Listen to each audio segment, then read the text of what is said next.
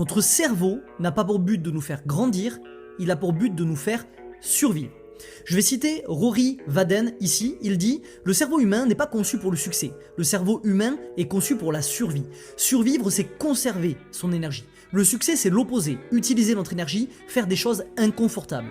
Donc si tu galères avec la procrastination ou fais de mauvais choix, ça ne veut pas dire que tu es condamné à l'échec, ça veut juste dire que tu as un cerveau sain en parfait état de fonctionnement. La raison elle est simple, c'est parce que notre énergie, elle provient directement de la nourriture.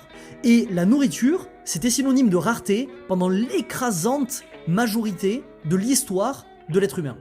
Le truc, c'est que notre cerveau, dû à cette rareté, il a développé le réflexe de ne pas nous faire consommer plus d'énergie que besoin. Parce qu'à l'époque, on ne savait pas quand est-ce qu'on aurait à nouveau accès à une source d'énergie, donc à un prochain repas dans la journée, et donc il fallait au maximum limiter notre dépense énergétique pour ne pas nous retrouver dans une situation où on n'a plus d'énergie, on se fait attaquer par exemple par un prédateur et on est incapable de nous défendre. Et donc le problème, c'est qu'on vit aujourd'hui dans une société ultra moderne avec l'équipement de nos ancêtres du paléolithique, comme dit James Clear, donc on conserve leurs réflexes, et notamment ce réflexe de la loi de l'effort minimum qui fait que si notre cerveau anticipe une tâche comme quelque chose qui va être chronophage et énergivore, et surtout énergivore, il ne va pas avoir envie de la faire. Et il va t'opposer une résistance, tout simplement parce que pour lui, il a un enjeu de survie et il en a rien à branler que toi, tu es un enjeu de croissance.